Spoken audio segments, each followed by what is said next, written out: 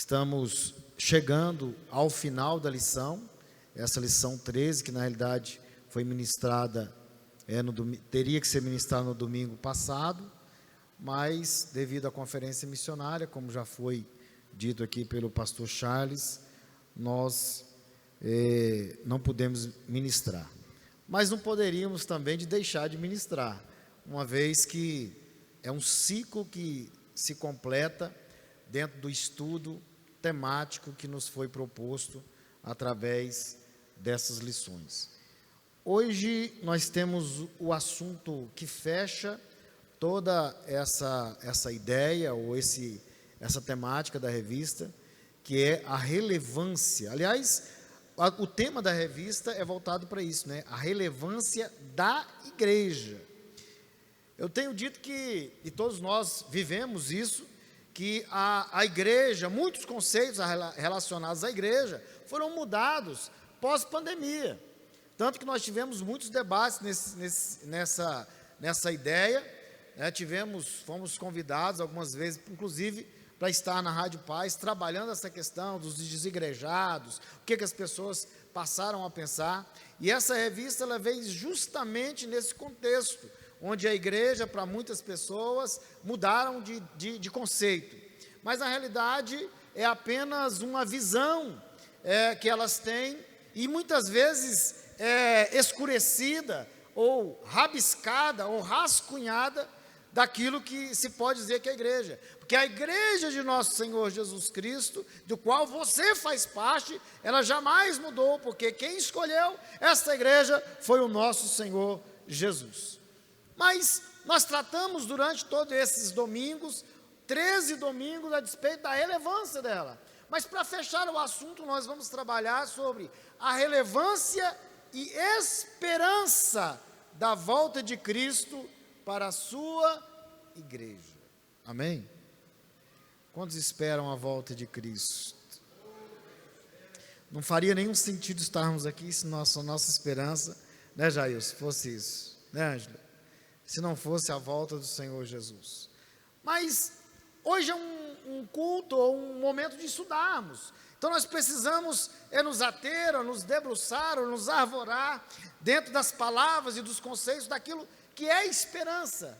Por que essa esperança ela é tão relevante para nós? Por que a volta de Cristo é tão relevante para nós? Evidentemente que nós não temos o objetivo, aliás, nem daria tempo, né, pastor Charles, de nós fazermos aqui um compêndio doutrinário, teológico, a respeito da volta de Cristo. Quem sabe em algum momento nós podemos partilhar um estudo mais aprofundado a respeito da volta de Cristo, porque aqui nós vamos tratar de dois temas, que é a relevância e esperança da volta de Cristo, mas precisamos conceituar algumas coisas. Mas a volta de Cristo seria muito bom um momento a gente debruçar realmente e falar mais aplicadamente a respeito disso. Mas o texto escolhido para que nós possamos começar a meditar é o de Tito, capítulo 2, e diz assim: porque a graça de Deus se há manifestado, trazendo salvação a todos os homens, ensinando-nos que, renunciando à impiedade e à concupiscência mundana, vivamos neste presente século sóbria, justa e piamente, aguardando a bem-aventurada esperança e o aparecimento da glória de Deus, nosso Senhor Jesus Cristo, o qual se deu a si mesmo por nós, para nos remir de toda iniquidade e purificar para si um povo especial, zeloso e de boas obras. Esse texto, ele resume tudo aquilo do qual estaremos falando nessa noite. Primeiro ponto importante que nós precisamos entender, até porque conceituar é uma forma de esclarecer, até mesmo de trazer à luz o nosso entendimento, fazendo de forma até analítica as palavras que nós vamos estudar. Por exemplo, a esperança. O que é a esperança? Eu gosto da sala de aula porque a gente interage, né? Hoje muda um pouquinho, que a gente fica um pouco mais distante aí do pessoal, mas se alguém tiver que falar, também pode falar, não tem problema, é como a sala de aula. O que é esperança? Qual o entendimento que nós temos de esperança? Mas nós precisamos nos resvelar ou ir para a língua portuguesa para nós entendermos o que é essa esperança. Mas primeiro, entender o conceito daquilo que Paulo quer dizer com esperança, até porque Paulo, quando ele escreve essa carta a Tito, nós observamos que ele segue a mesma linha de entendimento, e Paulo trabalha o conceito, 3 grandes pilares em todas as suas cartas. Você lendo todas as cartas de Paulo, ele trabalha em 3 grandes pilares, que é a fé, o amor e a esperança. Fé e amor e esperança. Paulo não se distancia desses 3 pilares. E quando ele escreve a Tito, ele faz um resumo, ou ele quer ensinar a Tito, ou ensinar a igreja dos nossos tempos, quais são os requisitos e até mesmo o comportamento e aquilo que a palavra de Deus quer da maneira que ela quer nos moldar para que nós possamos encontrar com Jesus um dia. E ele trata dessa esperança. E essa esperança aqui não é a esperança do substantivo feminino esperança. E na língua portuguesa, o substantivo feminino esperança é confiança, de expectativa de que dias melhores virão. Esse é o substantivo, é a palavra que é um substantivo. É como se eu dissesse assim, olha, eu tenho a esperança que minha vida vai mudar. Essa é a esperança do substantivo. Ou seja, eu estou à mercê de intempéries da vida, ou situações da vida, ou ocasionalmente acontecimentos que a minha vida pode não melhorar. Entende isso? Compreende isso? Então, essa esperança, e aí nós temos um professor de português aqui, que é o Paulo, né, o pastor Paulo, inclusive está formando em letras lá, ele pode até me corrigir se eu estiver errado. Mas esse substantivo, ele leva a essa ideia, denota esse entendimento, nos leva a esse pensamento, dessa esperança. Mas a esperança que Paulo fala, e olha, vejam isso, e eu posso dizer que muitas vezes, como a gente, pastor Wellington, não se atenta a esses detalhes, às vezes a gente se esbarra nisso e não presta atenção. Mas Silas, a esperança que Paulo fala é um verbo, sabia? É um verbo. E você pode procurar isso se você quiser, nas redes sociais, nos dicionários, é o verbo esperançar. Quem já ouviu falar desse verbo? É o verbo esperançar. Aliás, ele é conjugado. Porque o significado dele, ele traz esse entendimento, porque Paulo escreve na língua grega, e ele traz esse entendimento do verbo esperançar, e o verbo esperançar tem outra conotação, é ir atrás, é não desistir, é não se conformar, é construir, é agir, é buscar com muita intensidade, sabendo que aquilo vai acontecer, pode passar o que passar. É dessa esperança que Paulo está falando. É do verbo esperançar. Eu tenho convicção que o Senhor Jesus, Ele vai voltar um dia, e todo sofrimento, tudo aquilo que me aflige, tudo aquilo que me atrapalha, tudo aquilo que me deixa triste, tudo aquilo que me deixa angustiado, tudo aquilo que nesta vida me deixa ao par de me entristecer ao ponto de perder totalmente a visão de mundo, a visão de família, a visão de filho, mas eu tenho certeza, eu tenho a convicção que o Senhor se manifestará um dia e vai mudar toda essa história. É dessa esperança que Paulo fala, e ele é muito enfático em exprimir isso. Ele fala, olha, a fé, ela é importante, porque sem a fé, se você não acreditar que Cristo morreu e ressuscitou, você nunca vai poder compreender que Ele vai voltar para buscar a sua igreja. Mas ele fala do amor, porque o amor de Deus é que nos constrange, o amor de Deus é que fez com que o próprio Deus se enviasse para morrer um dia na cruz do Calvário, para mudar a minha história. É esse amor que Paulo fala, e o amor que foi revelado por João, no Evangelho de João. Qual o versículo mais conhecido da Bíblia? Alguém sabe? Sobre o amor? Qual que é? Porque Deus amou o mundo de tal maneira. ou de uma maneira que eu não posso equilatar, ou seja, medir numa quantidade de valor precioso, porque o ouro é medido em quilates. E Paulo está dizendo, e João está falando sobre isso. É as mesmas palavras que quando o apóstolo Paulo diz, eu fui até o terceiro céu, e lá eu vi coisas inefáveis, ou seja, não há nada nessa vida que eu possa usar de paradigma, ou seja, de padrão que eu possa comparar ao que eu vi lá. É isso que Paulo está falando.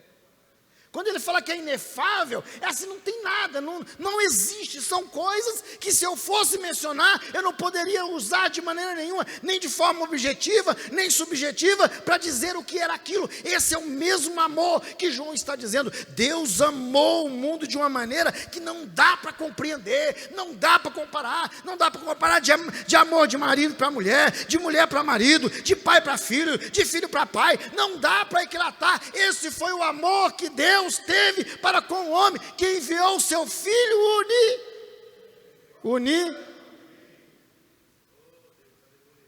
Você já parou para pensar sobre isso? Seu filho O que significa isso? Filho? Não.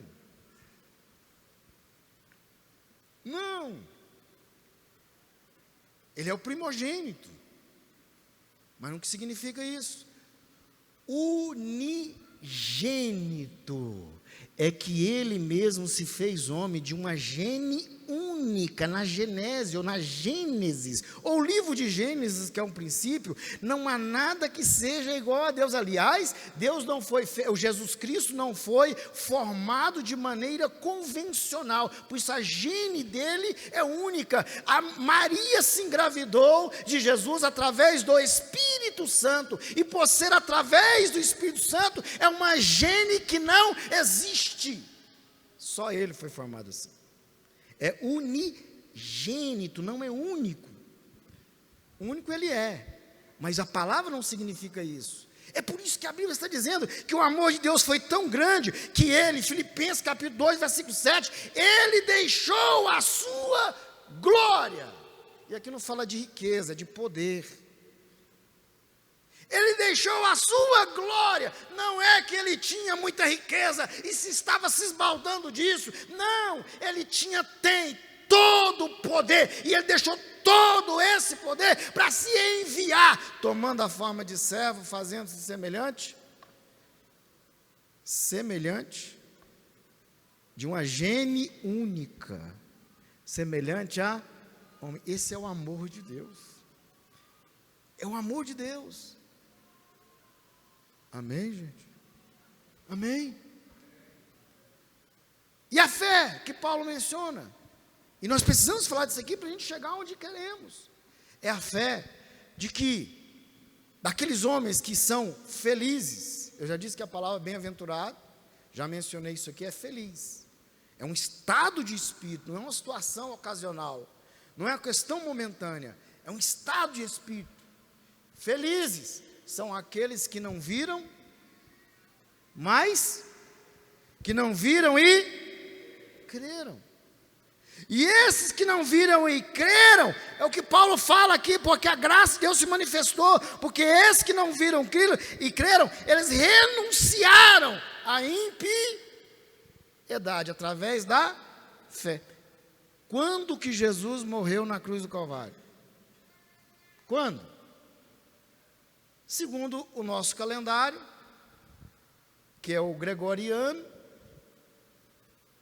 o ano 1 é o ano que Jesus nasceu. Então ele viveu ali 33 anos e morreu. Então, de 2000, quanto tempo tem isso? 2024 anos. E quando ele morreu lá na cruz do Calvário, o que ele fez? Ele perdoou os pecados, purificando o homem da sua impiedade. E o que é impiedade? O que é impiedade? A gente precisa compreender. O texto de Tito, que Paulo escrevendo na Tito, está falando sobre isso. Renunciar toda impiedade. Ao contrário senso, ou ao contrário do que as pessoas pensam, piedade não é compaixão. Gabriel, apesar de que o cego, aquele filho de Timeu, que era o Bartimeu, né, muita gente pensa que até que é o nome dele, não vamos entrar nessa temática, ele diz, e algumas traduções trazem, né, Jesus, filho de Davi, tenha piedade de mim, outros traz compaixão e tal, mas aquela palavra lá é outro significado. Mas piedade na Bíblia fala de purificação, limpeza. A palavra vem de pia mesmo. Lembra lá no tabernáculo? Quando se ia entrar para o tabernáculo, o primeiro elemento, o primeiro instrumento, a primeira coisa que tinha no tabernáculo era o quê? Uma pia de bronze. Nós falamos aqui sobre os elementos do tabernáculo, num estudo sistemático sobre isso. E o que o sacerdote tinha que fazer antes de entrar? Antes de ir lá para o Santo dos Santos, antes de entrar no Santos, ele tinha que se lavar, se limpar. Daí vem a origem da palavra piedade. Limpar, purificar. Hernandes Dias Lopes, no seu livro Piedade e Paixão, ele fala que a piedade é o reconhecimento diário da minha condição de pecador. Por eu reconhecer diariamente que eu sou um pecador, logo eu recebo o perdão de Cristo. Quantos têm certeza da sua salvação aqui? Por que eu fiz essa pergunta nesse momento, exatamente nesse momento? Porque tem muita gente que não tem certeza da salvação. Aceitou Jesus, está vindo aos cultos, ora, mas se Jesus voltar, será que eu vou? Se Jesus voltar hoje, será que eu vou? Ainda chega aqueles peteiros para dizer, eu sei, o comedor de feijão, né? Salvo. Tem gente que fala isso, né? Já ouvi muito isso na minha infância aí, falava muito isso. Mas a verdade é que temos certeza da nossa salvação, sim, porque quem pagou o preço não foi você, foi Jesus. Se você reconhece que Ele te perdoou, e todos os dias você reconhece, eu sou pecador, mas quem me purifica de todo o pecado é o sangue de Jesus. Eu sou pecador, mas quem morreu por mim foi o sangue de Jesus. Quando Jesus estava na cruz do Calvário, qual foi a sua última mensagem? Na cruz. Uma palavra hebraica, qual que é? Tetelestai. O que significa? Está consumado. O mais apropriado para essa palavra é está quitado. Sabe o que significa isso? Os mercadores passavam vendendo suas mercadorias e depois vendia isso na cadernetinha. Já existia fiado lá naquela época, venda a crédito, né? Só não usava cartão de crédito, né, Joxan? Você que é empresário aí. E aí depois eles passavam recebendo das mercadorias que eles venderam. Eles utilizavam uma espécie de carimbo, que naquela época utilizava massas, uma cera ali, e batia naquele título, naquele documento, ou naquela duplicata, se nós trazermos para os nossos tempos, tetelestai, quitado. Ninguém mais podia cobrar aquilo ali. Ninguém mais poderia chegar e falar, você me deve. Está aqui, ó. Tetelestai, está pago, está quitado. Está quitado. Por isso que nós temos certeza da nossa salvação. Quando o diabo chegar para você e dizer, você é pecador, você errou, você diz, está quitado, estou perdoado. Isso significa dizer, Nicolas, que o perdão vem antes da ofensa. Já pensou nisso? Coloque as coisas no lugar na sua mente aí, pastor Eugênio. O perdão já aconteceu.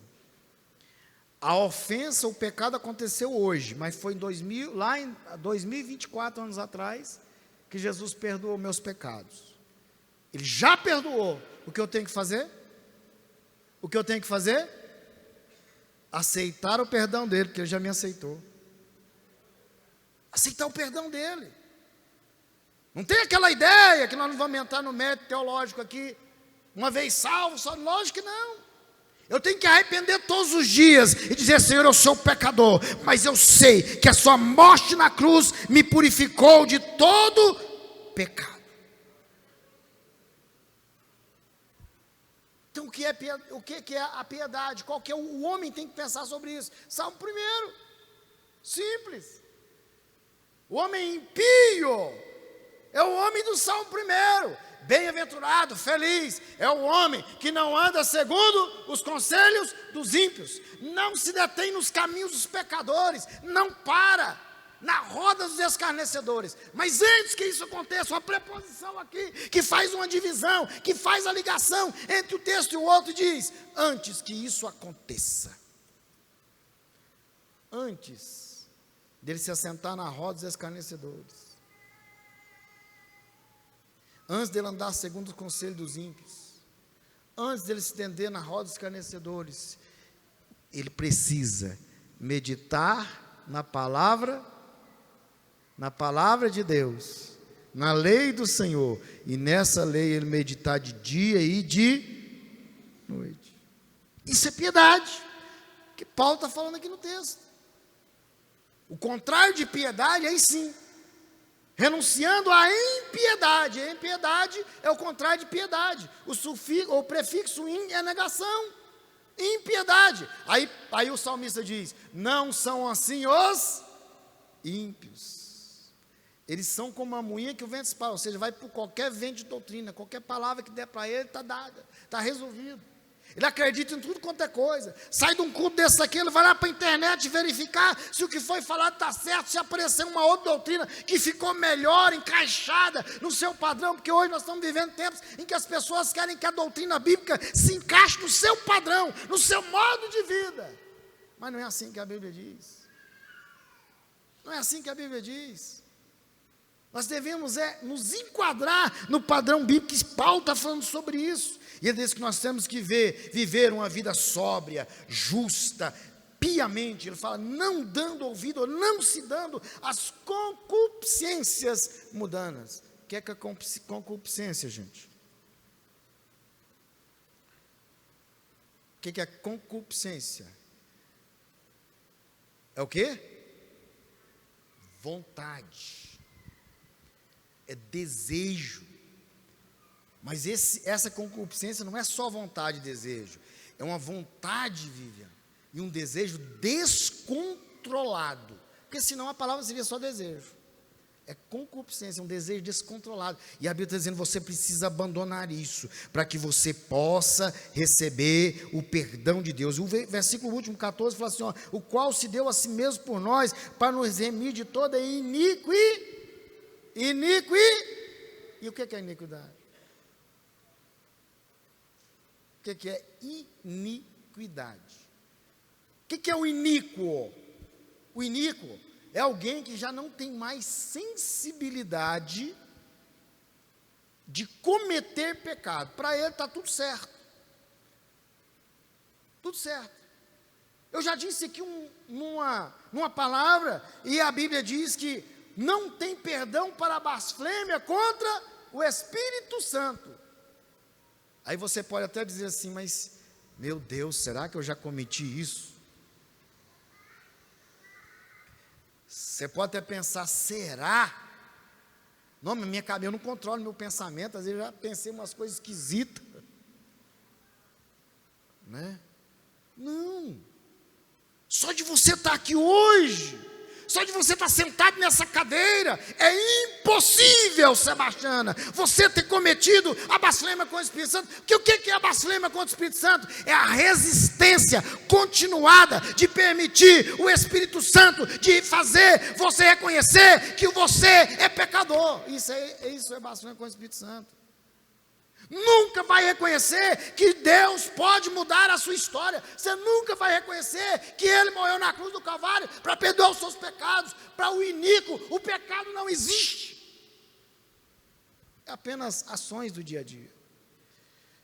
Mas se você está aqui hoje, é porque o Espírito Santo já fez a obra redentora na sua vida, e você vive essa esperança. Mas pastor, no dia a dia pode acontecer alguma coisa que possa me fazer pecar contra o Espírito Santo nesse sentido. Não, de maneira nenhuma. Aliás, as aflições dessa vida, as lutas dessa vida, elas são a mola propulsora, ou seja, é a mola que nos leva mais para perto de Cristo. São as tribulações que geram em nós a vontade de chegar mais perto de Deus. Sabe aquela pessoa assim que às vezes ora, Senhor, me tira dessa luta.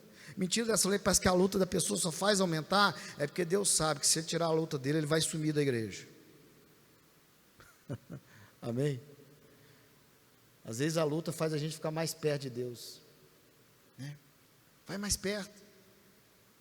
E Paulo em Romanos capítulo 5 fala exatamente isso, fala, olha, a sua esperança está voltada para as lutas que muitas vezes você passa, está embasada, melhor dizendo, não voltada, mas embasada nas lutas e na dificuldade que você tem. Olha o que Paulo escreve de maneira maravilhosa, até mesmo poética. Ele escreve assim, olha, sendo pois justificados pela fé, ele usa a fé, temos a paz com Deus por meio de nosso Senhor Jesus Cristo. Eu tenho a certeza da minha salvação, que essa paz com Deus que me traz essa certeza, mediante o que obtivemos acesso pela fé a essa graça, na qual estamos firmes e nos gloriamos na esperança da glória de Deus.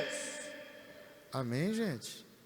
Aí ele fala assim, não somente isso, tem mais, mas também nos gloriamos nas tribulações, sabendo que as tribulações produzem em nós a perseverança. A luta me faz ficar firme.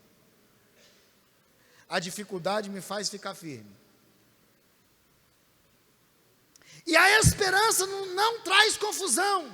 Não, aliás, e a perseverança, a experiência. E a experiência, a esperança. É dessa esperança que Paulo está falando.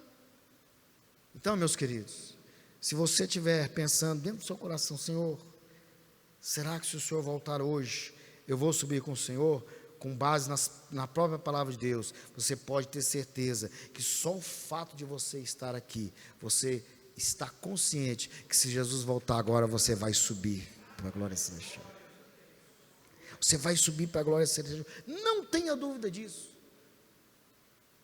O salmista Davi talvez seja o homem que mais falou sobre isso. Ele reconheceu que o seu pecado era tão grande, e ele faz a oração do Salmo 51, e ele diz assim, em um trecho do Salmo 51, ele diz, Senhor, me purifica, ou me lava, com hisopo. Hisopo era uma erva usada para desinfectar ambientes, era uma erva poderosa, um desinfetante. Me purifica com hisopo, ou seja, lava-me completamente. Aí ele lembra, né, pastor, lá de Adão. Foi a última vez que o homem pecou, Deus pegou ele, lançou fora da presença. Ele lembrou de Adão. Eu pequei tal qual Adão, será que Deus vai me tirar da presença dele? Aí ele diz, não me lances fora da sua presença. Mas como eu não pequei contra o Espírito Santo, porque eu estou reconhecendo a minha condição de pecador, aí o salmista diz, não retires de mim o teu Espírito Santo.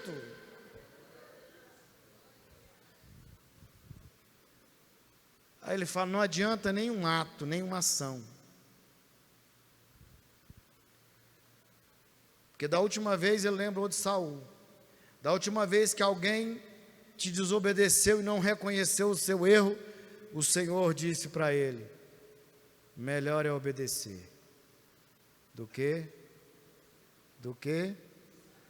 Aí o salmista diz, se o Senhor quisesse holocaustos, eu te daria.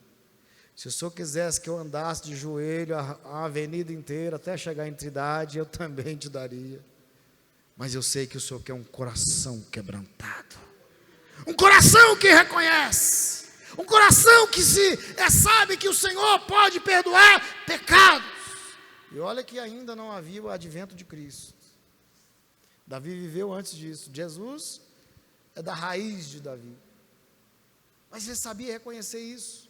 E é nisso que nós temos que depositar a nossa esperança. A esperança dos discípulos estava firmada em Cristo. Mas na cabeça dos judeus, era alguém que viria para governar no plano material.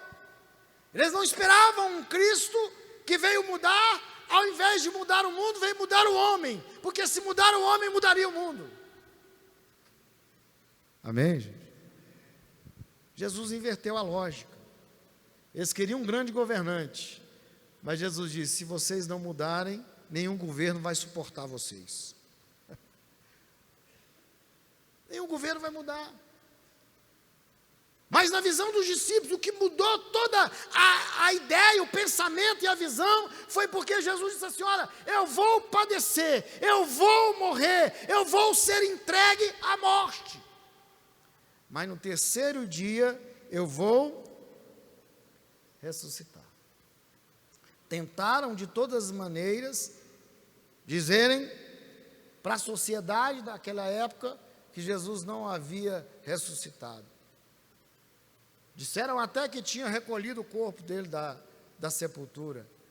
Mas o próprio Deus se encarregou de que as mulheres foram lá olhar no sepulcro, não tinha nada.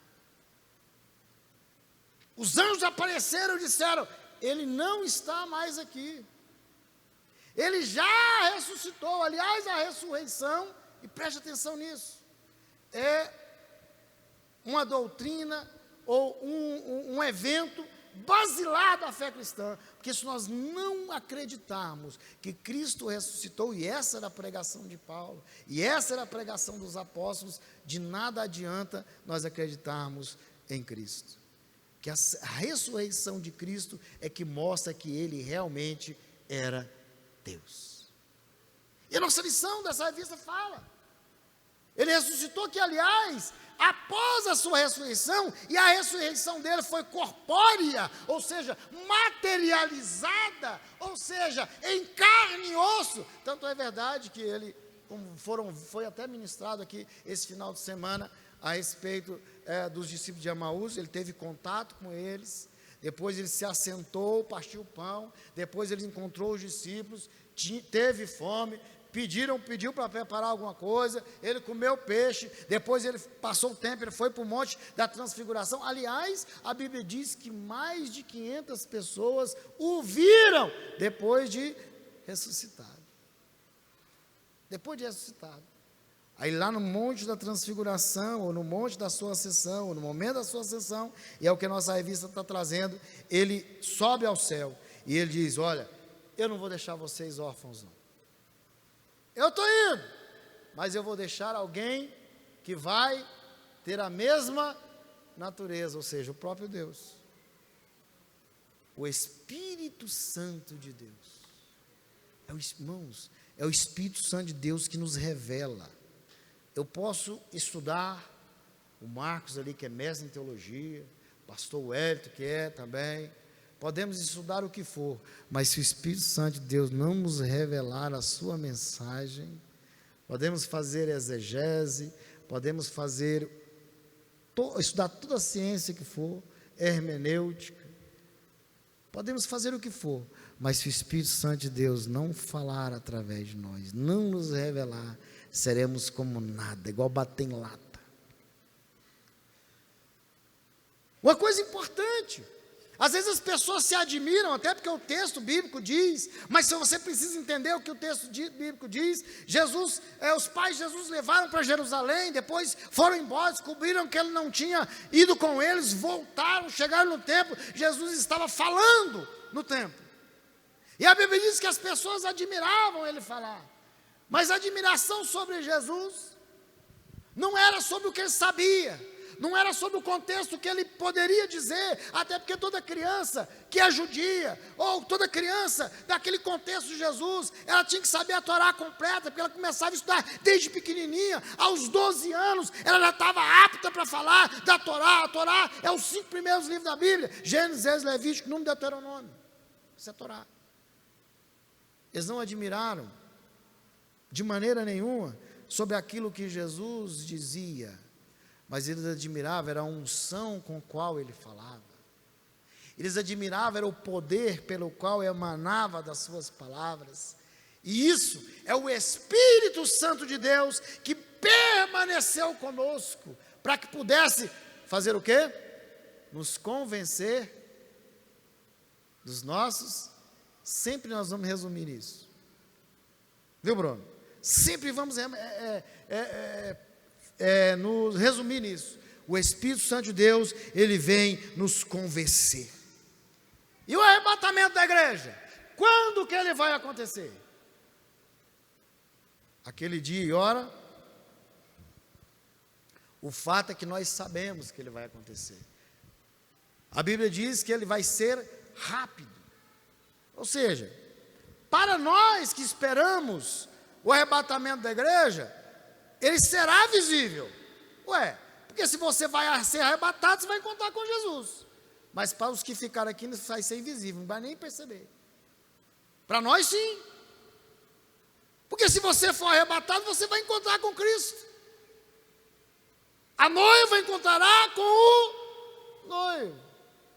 Vai ser o grande casamento do século, ou do mundo. Porque a Bíblia diz que quando a igreja for arrebatada, lá no céu vai ter uma festa de bodas. O que é boda, gente? O que é bodas?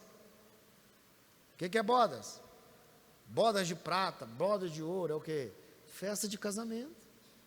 Bodas é isso. Então o que a Bíblia está dizendo? Lá no céu vai acontecer uma grande festa de casamento. E aí nós podemos pegar a parábola das 10 virgens. Quem não estiver preparado, aquelas que não tiveram azeite, aquelas que não tiveram a sua vida com Deus, aquelas que não tiveram a unção do Espírito Santo, aquelas que não buscaram veementemente que ele poderia voltar, não encontrará com o noivo, não será arrebatado e permanecerá aqui. Sabe de uma coisa? Às vezes eu fico pensando assim como as pessoas, como na década de 70, de 80, de 90, eu posso falar da década de 70, porque tem essa carinha de 25, mas eu sou lá dessa década, aí, as pessoas falavam muito do arrebatamento de igreja, não sei quem é dessa época que se lembra, Jesus voltará, tinha até um LPzão, uma LP, aqueles LP mesmo de vinil, a última trombeta, aí ele tinha um teatro das pessoas. Aliás, eu era jovem na igreja, gostava muito de fazer teatro, nós fizemos um teatro inteiro daquele CD lá, com as mesmas falas daquele LP, nós fizemos uma encenação daquilo lá, foi muito lindo na época que nós fizemos aquilo, mas nós falávamos da volta de Cristo. Parece que a gente está gostando demais aqui, não estamos falando mais da volta de Cristo, às vezes nem está lembrando. Vê a teoria da prosperidade, como até foi dito esse final de semana aqui, e a teoria da prosperidade diz: você pode ter o que você quiser ter, não é? Essa é a teoria de prosperidade diz, a contrário do que a Bíblia diz. Mas agora o pastor Eugênio mudou, agora é a teologia coach. Você pode ser o que você quiser ser, contrário à palavra de Deus. A Bíblia diz que nós temos que mortificar a carne. Nós devemos que reconhecer que, quão miserável homem que sou.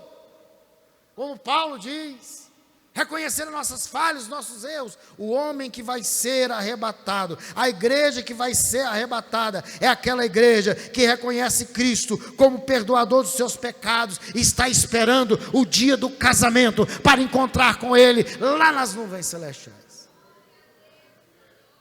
Amém, gente? Eu espero esse dia. Às vezes a gente está gostando das coisas daqui, como eu disse. Mas sabe de uma coisa? João, quando ele escreve a respeito do céu, mais uma vez, na figura de linguagem, ele usa elementos daquilo que conhecia.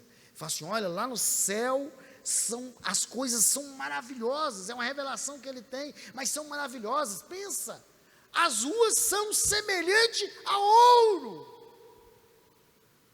os muros são tão belos que parece jaspe, a água é tão cristalina que se assemelha a cristais bem polidos.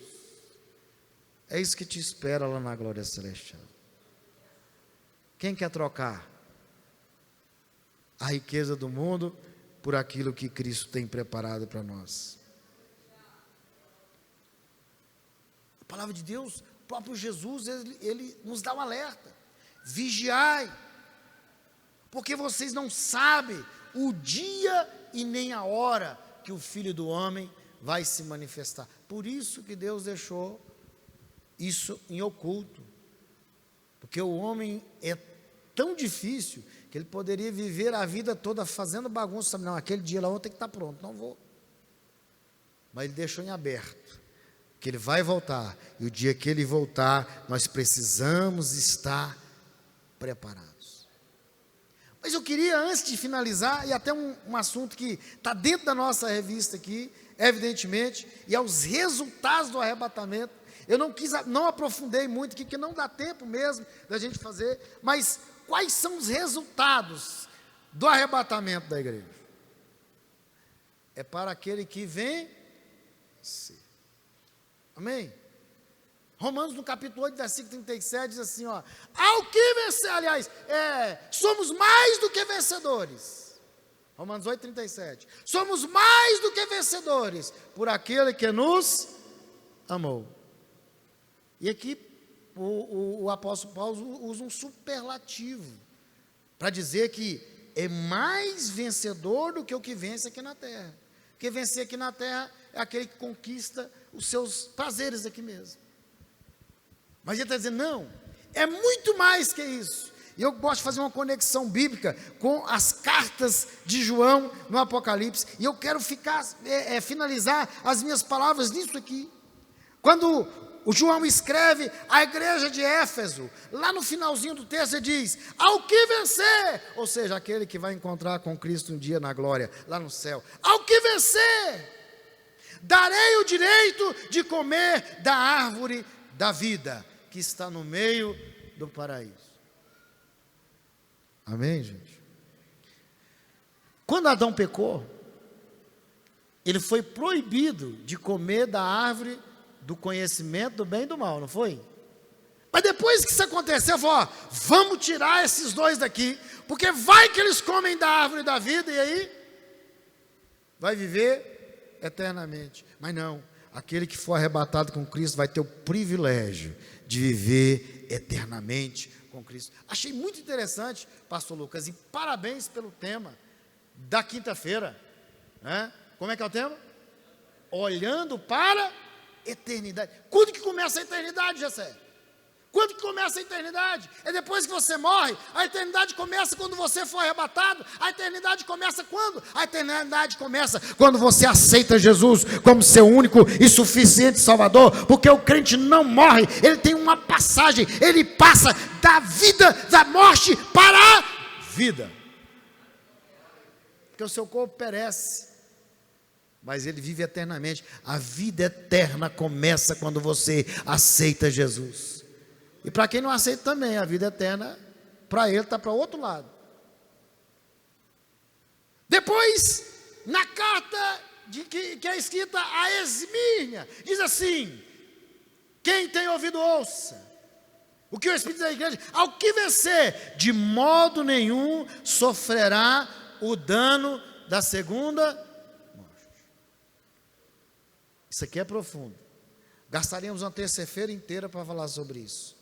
É aquele finalzinho, a segunda morte, é que vai ser tudo lançado lá no lago de fogo. Quem está preparado para encontrar com Jesus hoje? Mas não pode ser por medo de ir para o inferno, não. Amém, gente? A outra palavra, a igreja de Pérgamo. Ao que vencer, darei do maná escondido. Também lhe darei uma pedra branca, e na pedra um nome escrito, no qual ninguém conhece, senão o que recebe. Darei a comer do maná. Esse é para os arrebatados, né, pastor Charles? Quem está no glória do céu. O Warren Wiersbe, que é um escritor, comentarista, ele fala um negócio interessante. Ele diz assim, olha, lá na arca, quando ela foi feita, Deus dá a direção para Moisés fazer a arca. Ele coloca 3 elementos dentro da arca. Depois, se você tiver vontade, procure a coleção comentada da Bíblia do Warren Wiersbe. E ele diz assim, foi colocado 3 elementos. Quais são os elementos que estão na arca? As tábuas da lei, representando a lei. A vara de Arão que floresceu, representando o quê? O sacerdócio de Cristo. E uma botija de maná, que foi escondida. Mas nesse dia, pastor Hélio, você vai poder provar desse maná, porque ele foi reservado para os salvos, para os remidos. Se representando, sabe o quê? Jesus, que é o pão da vida, que quem come nunca tem fome. Aleluia! Amém, gente? E olha, a texto ainda diz assim, olha, receberá uma pedra branca, e nessa pedra vai ter um nome. Sabe o que significa isso? Naquele tempo de Jesus, era comum que os juízes que julgavam determinada pessoa, eles se manifestavam pela absolvição da pessoa, do crime cometido, colocando em uma cesta uma pedra de cor branca. E quando aquela pedra era colocada naquele recipiente, a quantidade de pedras brancas que tinham ali, poderiam absorver o criminoso do seu crime. Só que aquilo acrescenta. Só que nesse caso vai ter uma pedra branca te dando total absolvição, e além disso vai ter um nome, e esse nome será um nome novo. Faz a conexão bíblica, irmãos. Toda vez que Deus mudou o nome de alguém, Ele mudou a sua história. A sua história será uma nova história.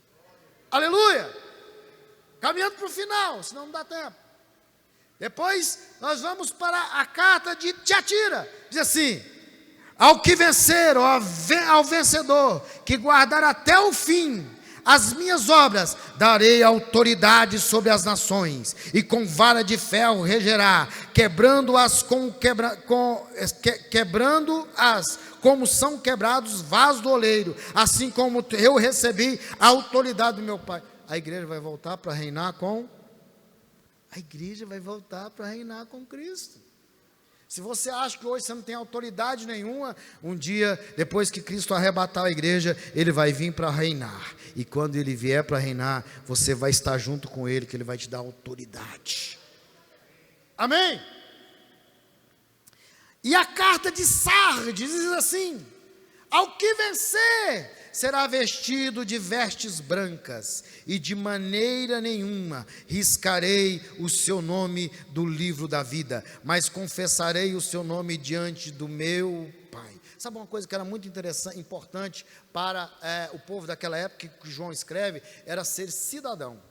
E principalmente cidadão de Roma. Era muito importante que tivesse o nome escrito nos anais da história de Roma, ou no livro de como cidadão de Roma. João faz essa referência, mas ele também fala o que a própria Bíblia nos ensina, que nós temos um nome escrito no livro da vida. A partir do momento que você aceita Jesus como Salvador, o seu pecado é retirado, e o seu nome é escrito: esse aqui foi lavado e remido pelo sangue do Cordeiro.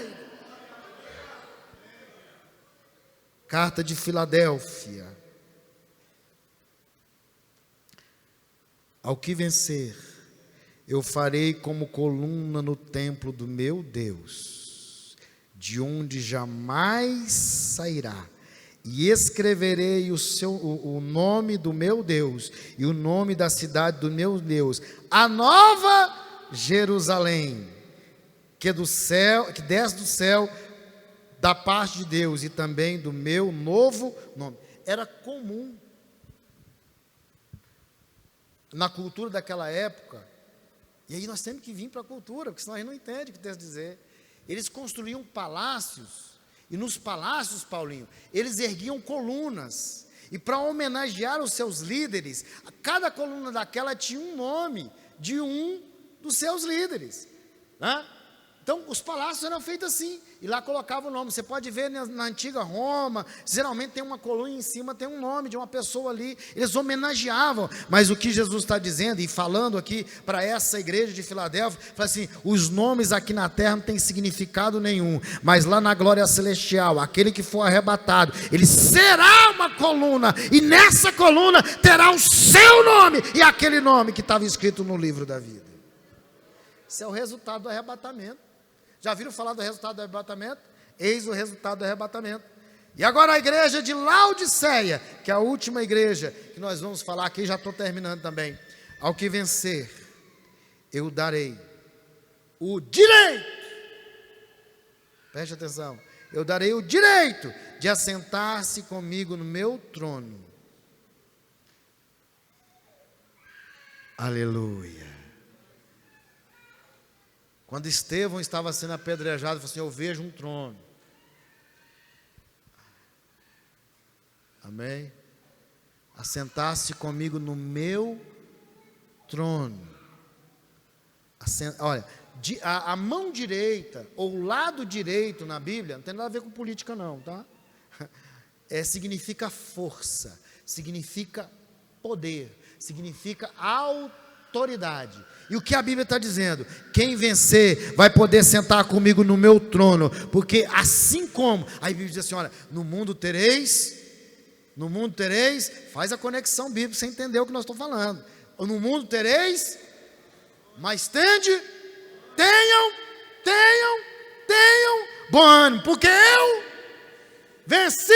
Aí ele está dizendo: olha, quem conseguir passar por esses problemas, ser arrebatado comigo, vai morar comigo na glória, e eu vou dar o direito de sentar ao meu lado direito, ao lado da força, ao lado do poder, porque também, da mesma maneira, o texto conclui: porque assim como eu venci e me assentei ao lado do meu Pai, você também vai poder sentar ao meu lado, para demonstração de que você também venceu. Então compensa passarmos pelas lutas, pelas tribulações, pelas dificuldades que aqui a gente passa, para um dia encontrar com Jesus. E sabe de uma coisa? O arrebatamento da igreja, pastor Lucas, pode acontecer agora, pode acontecer nesse momento, pode acontecer daqui uns dias, pode acontecer até daqui uns anos, mas o que importa é estarmos firmes, perseverantes, sabendo que tudo que passarmos nessa vida não se iguala, não se compara àquilo que Deus tem preparado para nós.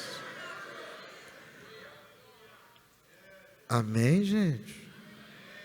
Fique de pé neste momento. Eu quero que você saia daqui hoje assim convicto: eu sou salvo. E eu não preciso repetir mais nada, porque o que eu tinha que falar eu já falei. Não falei tudo porque o tempo não deu. Tinha pelo menos umas 3 páginas aqui para a gente dissecar, mas não é possível. Mas eu quero que você saia daqui hoje convicto de que se Jesus voltar agora, Ricardo, você vai subir com Cristo. Se Jesus voltar agora, Aldo, nós vamos estar na glória celestial com Ele. Vamos deixar esse mundo de dores, de intrigas, de tribulações, de inimizades, e vamos estar com Cristo lá na glória celestial, porque Ele venceu. E você também pode vencer, Delcione. Você também pode vencer, Poliana. Você pode vencer, Wilson. Então coloca a mão no seu coração. E nessa oração que você vai fazer, faça como Paulo, desejar ardentemente que Jesus Cristo volte para levar a sua igreja. Desejar ardentemente que deixemos esse mundo de dores, de pecado, para encontrar com Jesus um dia. Eu não sei o dia e não sei a hora, mas Ele virá. Coloca a mão no seu coração, feche os seus olhos e ore. Faça a sua oração. Amado Deus e poderoso Senhor, diante do Senhor estamos aqui nesse dia, neste momento, ó Deus, ávidos para encontrar com o Senhor, desejosos, ó Deus querido, que o arrebatamento da igreja possa acontecer hoje, agora. Sabemos que muitas pessoas ainda não reconheceram o Senhor como Salvador, e quiseram nós, oxalá se pudéssemos de nós mesmos convencer essas pessoas, mas eu sei que quem convence é o seu Espírito Santo, mas o seu Espírito Santo só convence se a pessoa permitir. Mas a nossa oração, ó Deus amado, que a sua graça ainda os alcance, que a sua graça ainda possa resgatar essas pessoas, ó Deus, pelo seu sacrifício na cruz do Calvário. Mas eu quero pedir ao Senhor por esses que estão aqui, ó Deus, que gemendo, chorando, sofrendo, mas estão aqui diante da sua presença, buscando a sua presença, reconhecendo que são pecadores, mas que sabem que um dia o Senhor vai voltar, e que nós possamos estar verdadeiramente prontos para te encontrar, para subir, para estar na festa, para estar na bodas do Cordeiro, para estar neste momento glorioso, que os nossos corações sejam ardentes para este momento maravilhoso. Assim eu te louvo, ó Deus, e te agradeço, ó Pai, em o nome do Senhor Jesus.